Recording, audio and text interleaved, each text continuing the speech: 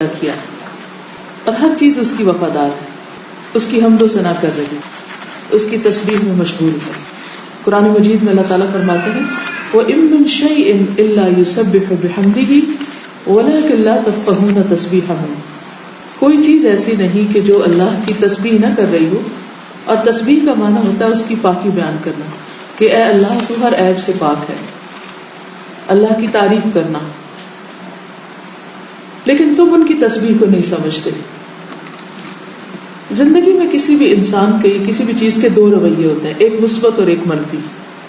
ایک رویہ یہ ہوتا ہے کہ ہم اپنے محسن کا شکر ادا کریں، جس نے ہمارے ساتھ اچھا کیا ہو، ہم پر کوئی احسان کیا ہو، ہم اس کو اپریشیٹ کریں اور ہم اس کے احسان کو اکنالج کریں۔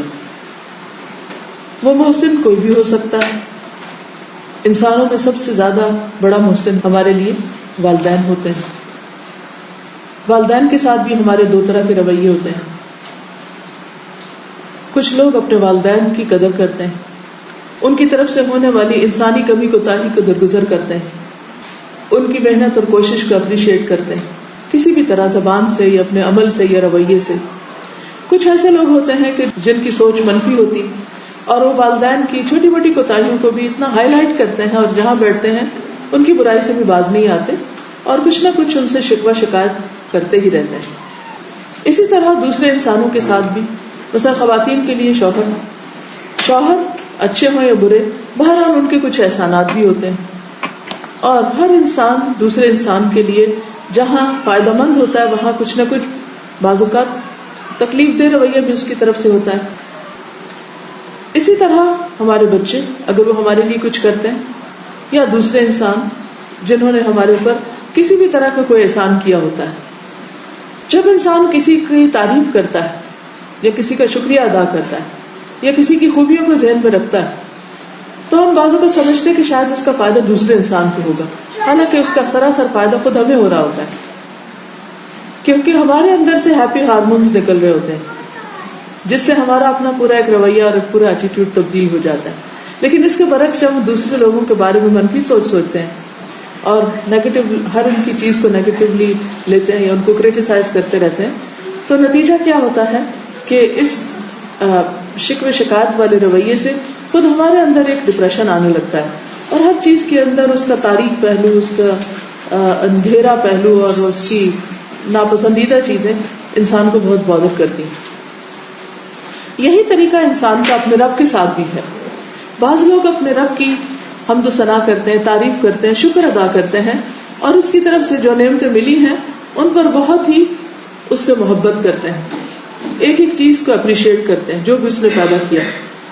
اس کے برعکس کچھ لوگ ہوتے ہیں وہ اللہ تعالیٰ کی طرف سے ملنے والی چیزوں کو تو یاد نہیں رکھتے، ان احسانات کو تو بھول جاتے ہیں، لیکن ہاں اگر کوئی کمی بیشی زندگی میں ہے، چونکہ یہ زندگی ایک ٹیسٹ ہے، اگر اس میں صرف خوشیاں ہی ہوتی اور تکلیف دہ چیز نہ ہوتی تو پھر تو کوئی امتحان ہی نہیں تھا، لیکن خوشیوں کے لیے اس نے ایک اور جگہ رکھی ہے کہ جو اس ٹیسٹ میں پاس ہوں گے انہی کو وہاں پر بھیجا جائے گا، انہی کو وہ جگہ آفر کی جائے گی۔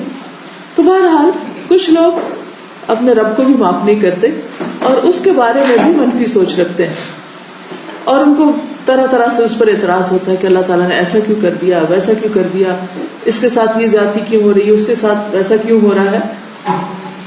وہ اپنی ایک سوچ کے تحت ایسا رویہ اختیار کرتے ہیں، لیکن کچھ لوگ اس کے برعکس جتنی نعمتیں ان کو ملی ہیں ان کو زیادہ گنتے ہیں، ان کی طرف ان کی سوچ زیادہ جاتی ہے، لہذا ان کو ہر طرف اللہ تعالیٰ کے احسانات نظر آتے ہیں۔ جس انسان کے دل کے اندر شکر کی کیفیت ہوتی ہے، اللہ تعالیٰ کے احسانات اس کو نظر آتے ہیں، ایسے لوگ دل سے، زبان سے اور اپنے رویے سے اس کا شکر ادا کرتے رہتے ہیں۔ زبان سے کس طرح؟ اللہ کی تسبیح بیان کر کے، اللہ تعالیٰ کا شکر ادا کر کے، اور زبان کی تسبیح جس کے مخصوص الفاظ بھی ہیں، سبحان اللہ و بحمدہ، سبحان اللہ العظیم، اور اس کے علاوہ بھی کچھ اور ورژنز ہیں، اس کے بارے میں نبی صلی اللہ علیہ وسلم نے ہمیں مختلف احادیث سے اس کی بہت تاکید کی ہے۔ حضور صلی اللہ علیہ وسلم نے ایک حدیث میں فرمایا، حضرت ابو ہریرہ سے روایت ہے کہ رسول اللہ صلی اللہ علیہ وسلم نے فرمایا کہ لوگوں اپنا بچاؤ کر لو، اپنے آپ کو محفوظ کر لو. تو لوگوں نے عرض کیا کہ اے اللہ کے رسول صلی اللہ علیہ وسلم، کون سا دشمن آ گیا، کس سے بچے، کس سے بچائیں اپنے آپ کو، کہاں محفوظ کریں؟ آپ نے فرمایا نہیں، کوئی دشمن نہیں ہے اس وقت تمہارے سامنے، ہاں تمہارا بچاؤ جہنم سے ہے. یعنی انسان جب اللہ کی ناشکری کرتا ہے یا نافرمانی کرتا ہے یا انسانوں کے ساتھ ظلم کرتا ہے تو خود اپنے لیے وہ گڑھا کھود رہا ہوتا ہے.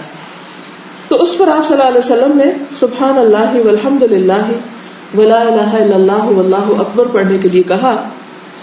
فرمایا کہ یہ کلمات قیامت کے دن تمہارے آگے آ کر پیچھے آ کر تمہارا بچاؤ کریں گے، اور یہی کلمات باقیات ہیں، باقی رہنے والے ہیں. قرآن مجید میں آتا ہے نا کہ المال والبنون زینت الحیات الدنیا والباقیات الصالحات خیر عند ربک ثوابا وخیر املا، کہ مال اور بیٹے دنیا کی زندگی کی رونق ہے، چند دن کی چیز ہے، لیکن جو باقی رہنے والی چیزیں ہیں وہ نیک کام ہیں. وہ کون سے نیک کام؟ تو ان کاموں کی لسٹ میں ایک ان تسبیحات کا ذکر کرنا اور اللہ کی تعریف کرنا اور اللہ تعالیٰ کی نعمتوں کا شکر ادا کرنا ہے. اس میں آپ دیکھیے کہ جن کو آپ نے یہ کہا اس میں ایک تو سبحان اللہ، اللہ پاک ہے، پھر والحمد للہ، تعریف اللہ کے لیے ہے، اور پھر لا الہ الا اللہ، اللہ ایک ہے، یعنی نہیں کوئی الہ مگر اللہ، اور اللہ اکبر. یہ کلمات جو انسان پڑھتا ہے، اللہ کی تعریف بیان کرتا ہے، اللہ کی بڑائی بیان کرتا ہے، اللہ تعالیٰ کو بے عیب قرار دیتا ہے، تو قیامت کے دن یہ اس کے لیے ایک پروٹیکشن کا باعث ہوگی. سوال یہ پیدا ہوتا ہے کہ چند کہنے تو چند کلمات ہیں، تھوڑا سا ورد ہے، تھوڑا سا ذکر ہے، تو اس کی اتنی بڑی فضیلت کیوں ہے؟ اس میں آپ دیکھیے کہ پہلی چیز ہے سبحان اللہ، اللہ پاک ہے. یہ کہنا کیوں ضروری ہے؟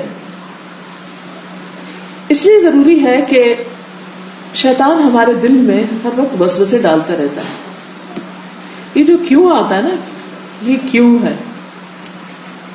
مثلاً کوئی کہتا ہے نماز پڑھو تو ہم کہتے ہیں کیوں پڑھے. عبادت کرو تو ہم کہتے ہیں کیوں. تو یہ جو کیوں ہے، یہ ایک طرح سے اس کے کیوں بھی دو طرح کے ہوتے ہیں. ایک کیوں ہوتا ہے کہ انسان سمجھنا چاہتا ہے، اور یہ کیوں تو حضرت ابراہیم علیہ السلام نے بھی کیا تھا کہ اللہ تعالیٰ، انہوں نے بھی کوشچن کیا تھا، فرشتوں نے بھی کوشچن کیا تھا، انہوں نے بھی کیوں کہا تھا. کیوں کہنا برا نہیں ہے. اللہ تعالیٰ نے جب اپنا ارادہ پیش کیا فرشتوں کے سامنے، وَإِذْ قَالَ رَبُّكَ لِلْمَلَائِكَةِ إِنِّي جَاعِلٌ فِي الْأَرْضِ خَلِيفَةً قَالُوا أَتَجْعَلُ فِيهَا مَن يُفْسِدُ فِيهَا، کہ آپ کیوں انسان کو بنانے لگے ہیں، وہ تو زمین میں فساد کرے گا، خون بہائے گا. اور ان کا خیال کوئی غلط بھی نہیں تھا، خیال تو درست تھا، کیونکہ ہم دنیا میں اس کا عملی ثبوت دیکھ ہی رہے ہیں. یعنی ایون اینجلز آسک، تو کوشچن بری چیز نہیں ہے. اطمینان قلب کے لیے کوشچن آتا ہے دل میں کہ انسان کسی چیز کی حقیقت کو سمجھے. اسی طرح اور مواقع پر بھی حضرت عزیر علیہ السلام کے بارے میں آتا ہے کہ وہ کہیں جا رہے تھے، راستے میں ایک بستی پر سے گزرے، تو وہاں پر بستی جو تھی وہ پوری کی پوری تباہ ہو چکی. تو ان کے ذہن میں بھی کیوں آیا، کیسے، کہ یہ کیسے اٹھائے گا اللہ تعالیٰ اس کی، دوبارہ سب کیسے بنیں گے، مرنا، مرنے کے بعد جی اٹھنا، پھر حساب کتاب، پھر یہ کیسے، کیوں، کس طرح. یہ سوال سب کے ذہن میں آتے ہیں. خود اللہ تعالیٰ کی ذات کے بارے میں سوال آتے ہیں. سوال کا آنا برا نہیں، کیونکہ سوال راستہ کھولتا ہے علم حاصل کرنے کا. یہ کیوریاسٹی انسان کے اندر رکھی اسی لیے گئی ہے تاکہ انسان کچھ سیکھ سکے، کچھ حاصل کر سکے. اگر یہ سوال نہ ہوتے تو ہم عقل کا استعمال کہاں سے کرتے؟ تو جب پازیٹیولی ہم سوال کرتے ہیں تو اس میں کوئی حرج نہیں ہے کہ بات کو مزید سمجھنے کے لیے. لیکن ایک سوال ہوتا ہے اعتراض کے لیے، کسی کے کام کو لیٹ ڈاؤن کرنے کے لیے، اس کو حقیر کرنے کے لیے، اس کو ڈیگریڈ کرنے کے لیے، اس کو اس کی شان سے کم کرنے کے لیے. تو یہ دوسری طرح کا سوال اگر ذہن میں آتا ہے کہ جس سے نعوذ باللہ اللہ تعالیٰ کے بارے میں ایسا خیال آئے یا ایسا اعتراض ہو کہ انسان سمجھے کہ یہ جو کچھ کیا ہے اس کا کچھ فائدہ نہیں اور یہ کرنا نہیں چاہیے تھا اللہ تعالیٰ کو، نعوذ باللہ، یا یہ کہ یہ کیوں، اور یہ تو اٹس انفیئر، اٹس انجسٹ وغیرہ وغیرہ. یہ چیز جو ہے جب انسان کے اندر آنے لگتی ہے تو ان وسوسوں اور ان باتوں کا اور اس نیگیٹیوٹی کا علاج کیا ہے، انسان کرے کیا؟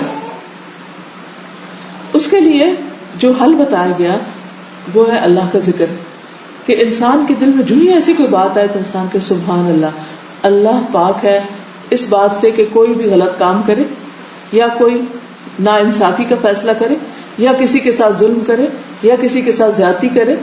اس سے تو سب سے پہلی صفت جو قرآن مجید میں اپنی بیان کی ہے بسم اللہ الرحمن الرحیم، کہ وہ انتہائی مہربان بار بار رحم کرنے والا ہے. تو اس لیے اس کی تو کوئی بھی چیز جو ہے وہ ایسی نہیں ہو سکتی کہ جس میں کوئی نقص ہو.